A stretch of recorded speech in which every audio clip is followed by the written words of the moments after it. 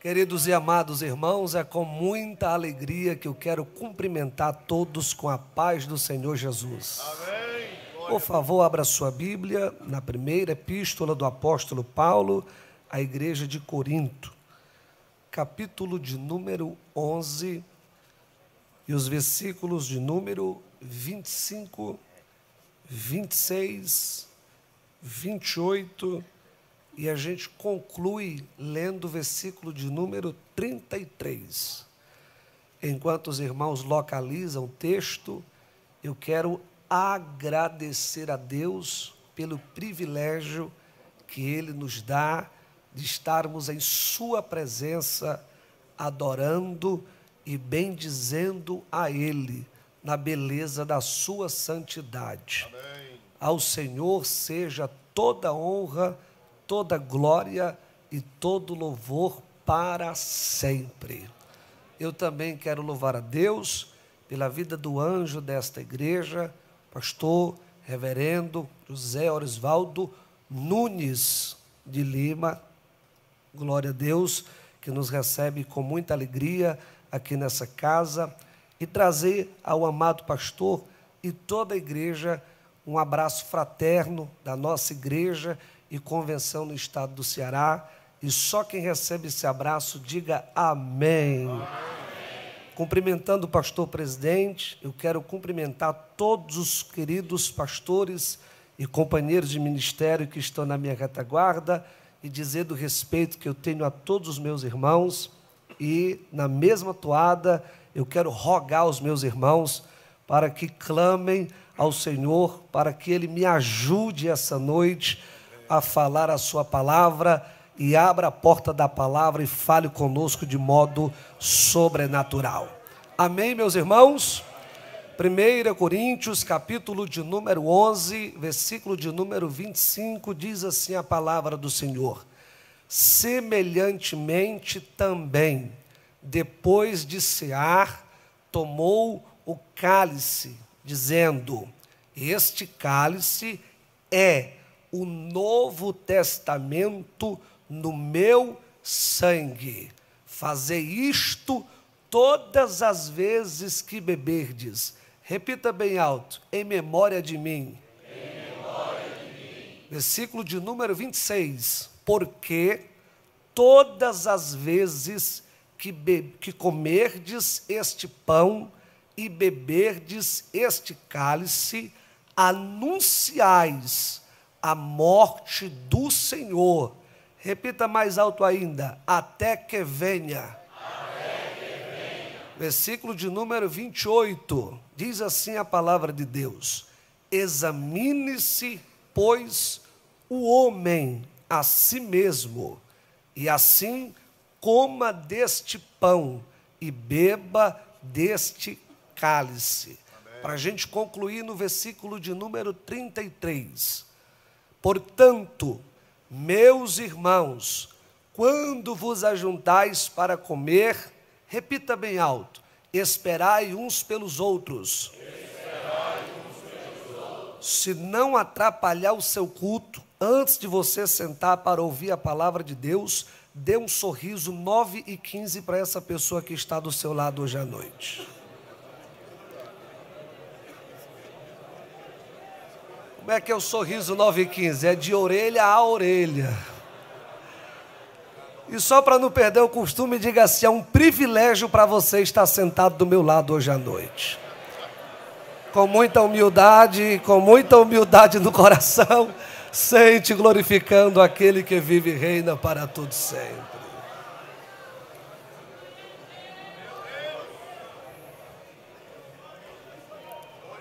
O ano era 2009, a igreja era a Assembleia de Deus, congregação do Jardim do Amor, na cidade de Caucaia, no estado do Ceará. Eu tinha 15 anos de idade e, como sempre, fui um aluno assíduo da Escola Bíblica Dominical. No dia 5 de abril, nós recebemos a revista da Escola Bíblica Dominical, do segundo semestre, que desta feita estava sendo comentada de saudosa memória, querido pastor Antônio Gilberto. Quando eu abri aquela revista e vi logo embaixo ali, em uma das suas epígrafes, a seguinte frase: Igreja de Corinto, fervorosa, mas não espiritual. Quando eu olhei para essa frase, aos meus 15 anos de idade, eu confesso que deu um nó na minha cabeça, mas isso me levou a tentar entender e conhecer melhor. E como comentarista, facilitou bastante o conhecimento, tanto da epístola, quanto daquilo que ele queria apresentar sobre ela. Ficou muito fácil a gente entender. Quando no capítulo de número 1, lá pelo versículo de número 7, o apóstolo Paulo aponta e diz que aquela igreja era uma igreja que tinha dons espirituais. Os irmãos tinham dons espirituais. Os irmãos tinham dons espirituais.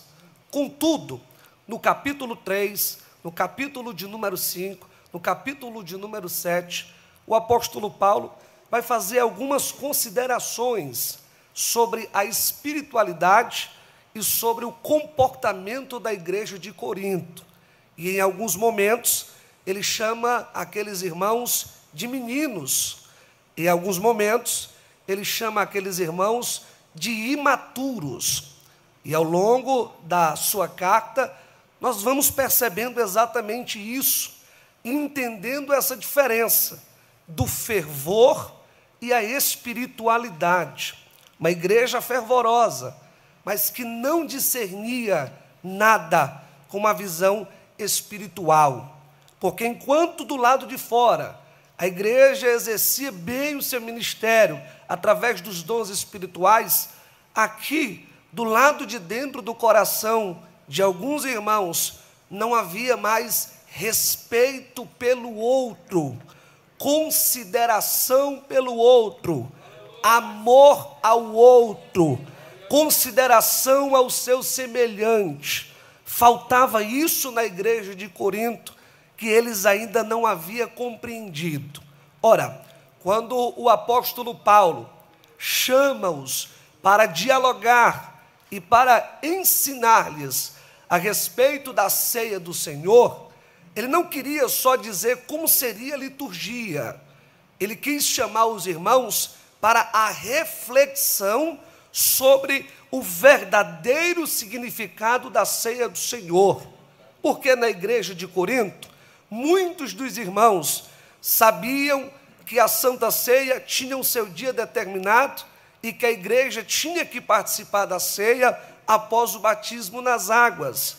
Na igreja de Corinto, os irmãos sabiam dessa necessidade, mas eles faziam sem discernir, eles faziam sem espiritualidade. E a Santa Ceia, sem espiritualidade, ela passa a ser uma cerimônia qualquer. O que traz um verdadeiro significado à Santa Ceia não é simplesmente comer um pedacinho de pão hoje à noite aqui e tomar do cálice. É, antes de tudo, raciocinar, refletir e extrair as lições e o verdadeiro significado da ceia do Senhor. Dentre tantas visões e dentre tantos olhares que o apóstolo Paulo chama os irmãos de Corinto, eu queria destacar com os irmãos apenas 4 e já retorno o microfone. Eu quero começar, primeiro olhar, com o versículo de número 33. Os irmãos leram bem alto o final, que dizia: esperais uns pelos outros. Portanto, meus irmãos, quando vos ajuntais para comer, esperais uns pelos outros. Não é preciso aqui pensar muito para entender que esperar está ligado, está direcionado à importância. Você não espera simplesmente porque quer esperar. Você espera porque aquilo que você está esperando tem um certo significado e uma certa importância para você. Quando o apóstolo Paulo diz, esperai, ele está dizendo, se importe com quem também vai participar da ceia do Senhor com você. Se importe com quem também faz parte da sua ceia. Se importe com quem está do seu lado. Se importe com quem está cultuando com você. É verdade que nós vivemos em uma sociedade tomada pelo individualismo. É como diz lá fora mesmo, é cada um por si e Deus por todos. Mas aqui na Santa Ceia não é assim. Na Santa Ceia nós precisamos entender que fazemos parte do mesmo corpo, servindo ao mesmo Deus e vamos morar no mesmo céu. É preciso voltar à reflexão e se importar e esperar e dar atenção ao seu semelhante. É comum ver em alguns lugares algumas pessoas que vêm ao culto do Senhor, sentam numa cadeira, sentam num banco como esse, glorificam, leem a palavra, cantam, mas por vezes sequer conseguem dar um sorriso ou cumprimentar a pessoa que está do lado. Sequer consegue dizer: meu irmão, você está bem, meu irmão, você está precisando de algo, meu irmão, estamos aqui para servirmos uns aos outros. Sequer deseja se importar com quem está do seu lado. Mas eu vim essa noite dizer que o apóstolo Paulo nos convida, antes de comer do pão e antes de tomar do cálice, se importar com quem está do nosso lado. Se importar com quem sentou do nosso lado, olhar para quem sentou do nosso lado, se importar com o nosso irmão. É o primeiro olhar, o olhar ao redor, se importar com quem está do seu lado. O segundo que eu queria destacar é o do versículo de número 28, quando ele diz: examine-se. Quando ele convida ao autoexame, ele está convidando a um mergulho dentro de você, dentro de si. O querido e grande sábio Salomão escreveu nos Provérbios, capítulo de número 4, lá pelo versículo de número 23, dizendo: guarda o teu coração, porque dele procedem todas as saídas da sua vida. O ato de guardar está relacionado diretamente à possibilidade de perder. Quando o nosso querido e sábio Salomão disse: guarda o coração, ele está dizendo: guarde, porque há possibilidade de você perdê-lo. Como é que eu consigo perder o meu coração? Quando as saídas da minha vida já estão vivendo de forma desordenada. Quando a minha conduta, quando a minha fala, quando o meu pensamento, como o meu relacionamento com os irmãos já não coadunam com a palavra de Deus, isso é o primeiro sinal de que o meu coração, de que o meu mundo interno já está para lá do que perdido. Mas na Santa Ceia é um dos cultos que, antes de comer do pão e tomar do cálice, nós precisamos trazermos a reflexão e mergulhar dentro do nosso coração e fazer como o salmista: ó minha alma, por que que tu te abates dentro de mim? Ó minha alma, como é que tu estás hoje à noite aqui? Ó minha alma, como é que tu andas por aí? Ó minha alma, o que é que tu estás dizendo aqui dentro de mim? Essa atitude de conversar com a alma, de conversar consigo mesmo, lá fora é coisa de doido. Eu não sei se você já foi chamado de doido quando esteve orando dentro de um avião. Eu não sei se você já foi chamado de doido quando esteve orando dentro de um ônibus. Eu não sei se você já foi chamado de doido quando esteve orando na rua, porque lá fora conversar sozinho é sinônimo de loucura, mas aqui no reino de Deus não, senhor. Aqui é sinônimo de espiritualidade. Oh glória! É quando eu mergulho dentro de mim e converso comigo mesmo e pergunto: como é que anda aí?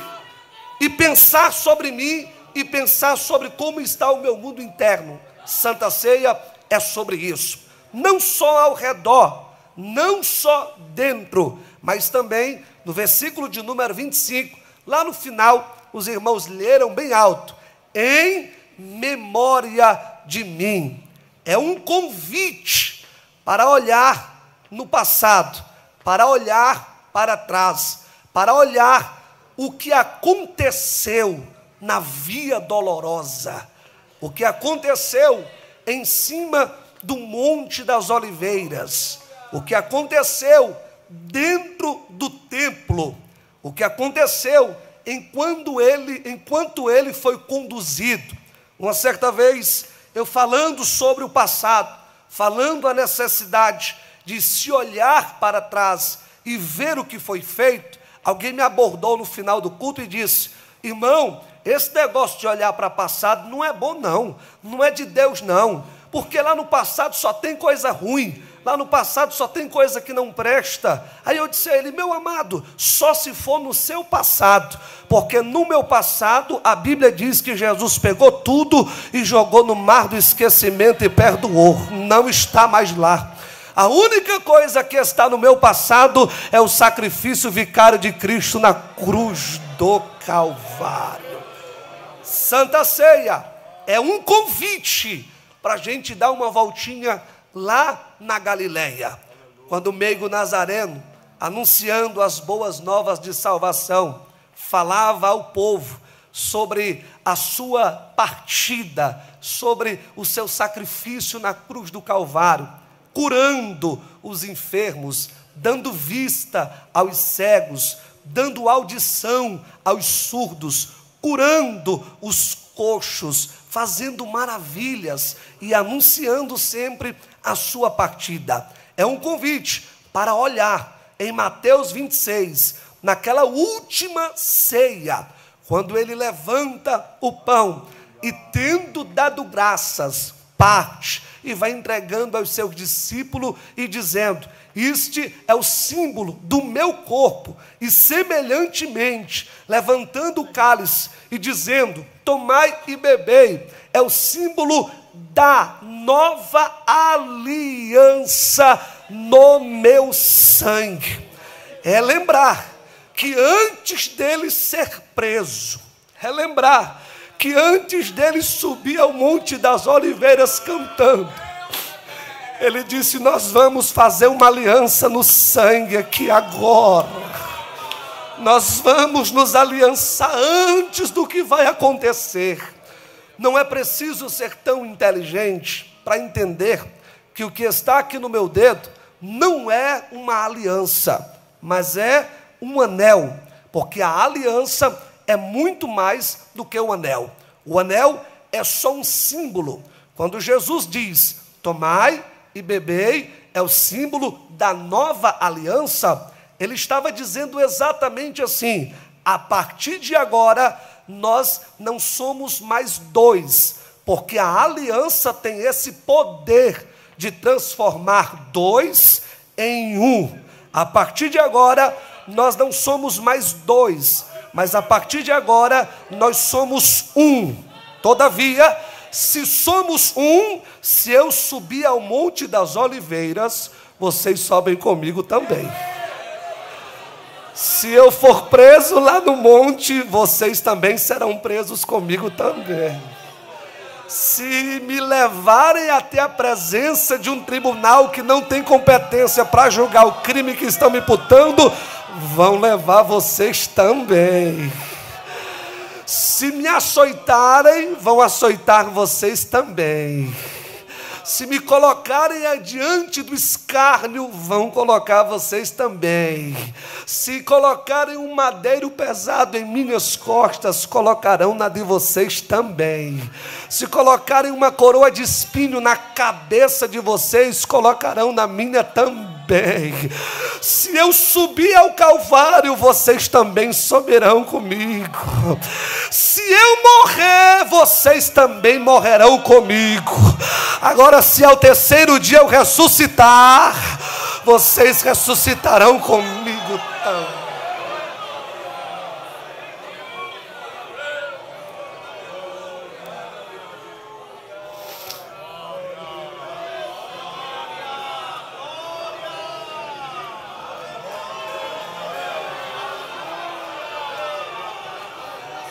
Santa Ceia é um dos cultos para a gente parar refletir, raciocinar, olhando para o passado, que a igreja brasileira não está sozinha.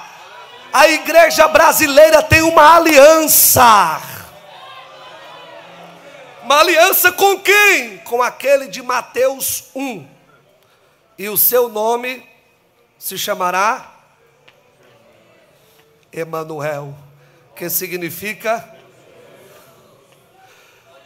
É aquele de Mateus 18.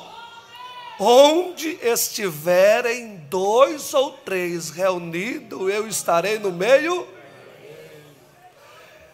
É aquele de Mateus 28. Ide, pregai, e eu estarei convosco até a consumação dos séculos. No início do Evangelho Ele está conosco, no meio do Evangelho Ele está conosco, no final do Evangelho Ele também está conosco. Precisamos entender na Santa Ceia, a igreja não está sozinha, ela já triunfou com Cristo na cruz do Calvário, ao terceiro dia está de pé, para a glória do nome do Senhor Jesus. É um olhar para trás, só que não é só um olhar para trás também, é também um olhar adiante. Só para rememorar, 33, ao redor, esperai. 28, examine-se dentro. 25, em memória, olhar para trás. E o 26, é tremendo. Vocês leram bem alto, porque todas as vezes que comerdes este pão e beberdes este cálice, anunciais a morte do Senhor.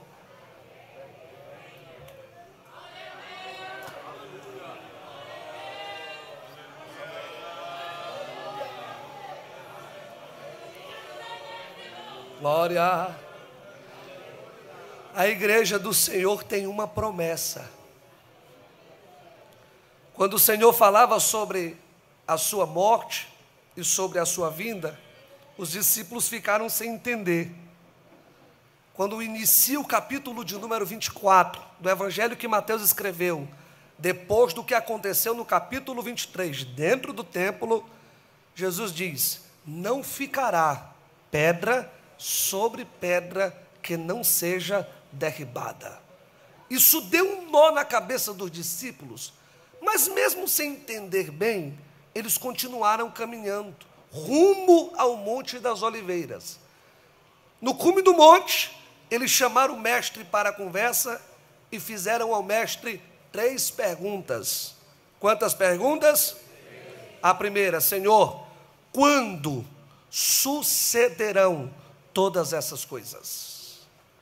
A segunda: que sinais haverá sobre a vinda do Filho do Homem? Terceiro: como será o final de todas as coisas? Jesus não respondeu essas 3 perguntas com uma simples mensagem. Ele respondeu essas 3 perguntas com 4 grandes mensagens.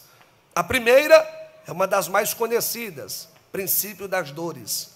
Eu acho bonito, porque no início do princípio das dores, ele já começa destacando algo que hoje é visto a olho nu em todos os lugares. Versículo de número 4, ele diz: acautelai-vos para que ninguém vos engane. Versículo de número 5: e surgirão muitos falsos cristos e enganarão a muitos.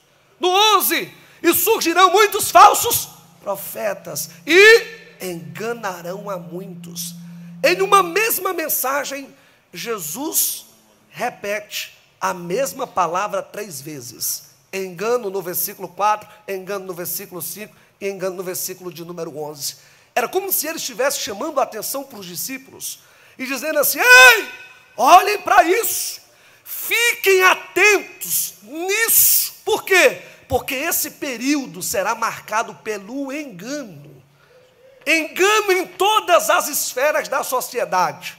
Mas eu poderia destacar um que o apóstolo Paulo destacou e escreveu na sua última carta, endereçada a Timóteo, no último capítulo, dizendo a Timóteo: permanece naquilo que tu aprendeu, porque nos últimos dias doutores amontoarão para si comichões nos ouvidos e vão vomitar doutrinas conforme as suas próprias concupiscências. Mas tu permanece e não entre pelo engano, porque esse será um período marcado pelo engano. Não só esse ponto, há um outro ponto que nós percebemos na mensagem do princípio das dores, ele dizendo: e vos odiarão por causa do meu nome, e vos perseguirão por causa do meu nome, e vos matarão por causa do meu nome. Primeiro, ódio. Segundo, perseguição. E terceiro, morte. Quando vocês veem eles odiando, se preparem para as perseguições. Quando veem eles perseguindo, se preparem para as mortes. E o texto continua ainda mais apertando no versículo 11. E pouco se multiplicar, no 12, lá do capítulo 24, a iniquidade, o amor de muitos se esfriará. Só que quando a gente vira para o versículo 13, nós temos uma promessa.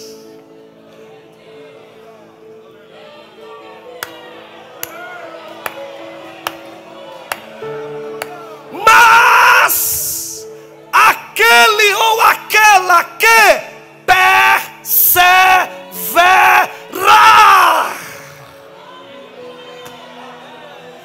até o fim.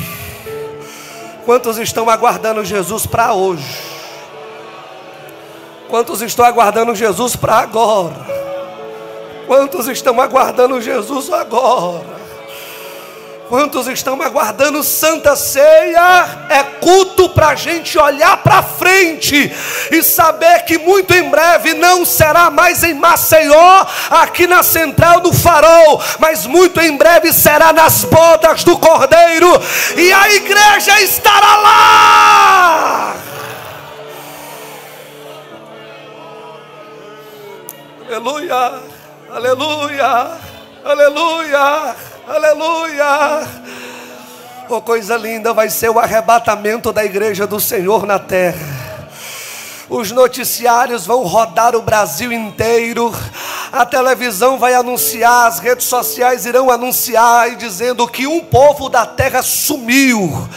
E parece que tem gente que não consegue se alegrar mais quando nós olhamos para frente e dizemos até que venha. Quando nós olhamos para frente e dizemos que a qualquer hora a igreja será tomada da terra. É sério que existem algumas pessoas que não conseguem se animar mais quando ouvem falar do arrebatamento da igreja. E esse é o culto que você precisa rever isso na sua memória e na sua espiritualidade. Porque Santa Ceia é dia de olhar para frente e saber que muito em breve Ele vem buscar a sua igreja.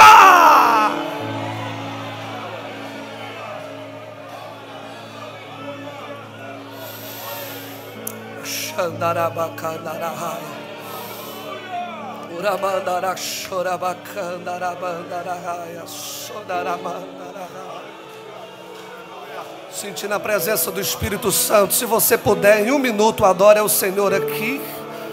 E se você quiser, pode pedir que muito em breve nós veremos o Senhor nos ares e nos encontraremos com Ele. Santa Ceia é dia da gente parar e pensar assim, ó: o dia e a hora. Não adianta fazer cálculos. Não adianta olhar para lugar nenhum. Porque o arrebatamento da igreja será iminente. Não adianta olhar para lugar nenhum. O único lugar que a igreja tem que estar olhando todos os dias é para aquele que vem buscar a sua noiva. Cadê a igreja que está guardando a noiva? Cadê a noiva que está guardando o seu noivo? Cadê a noiva que está guardando o seu noivo? Vim buscar aqui essa noite. Vou caminhando para a conclusão. falando sobre a segunda mensagem em resposta às 3, mensagem da tribulação. A terceira mensagem em resposta às 3 perguntas, mensagem sobre a vinda do Filho do Homem.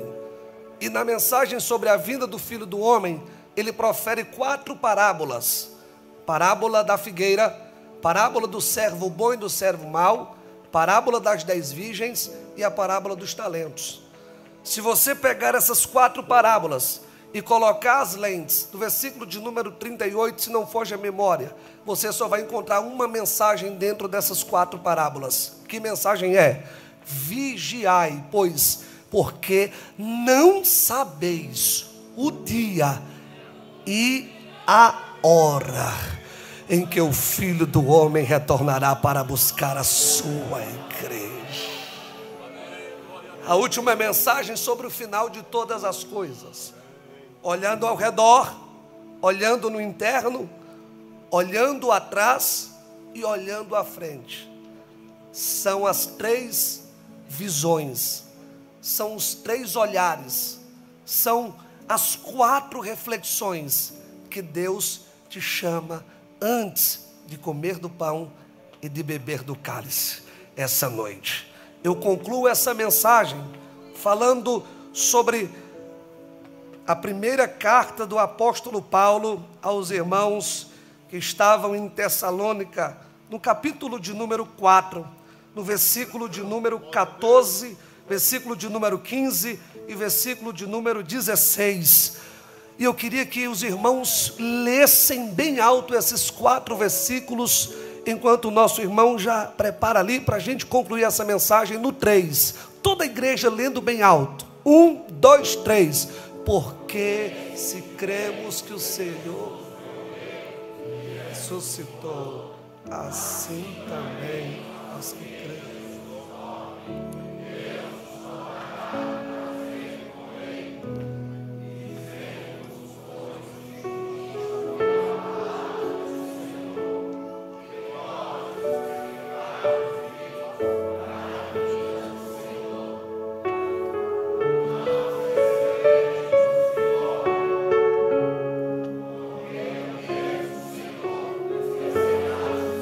Peraí, o mesmo Senhor descerá do céu com alarido e com voz de arcanjo e com a trombeta de Deus, e os que morreram em Cristo ressuscitarão primeiro.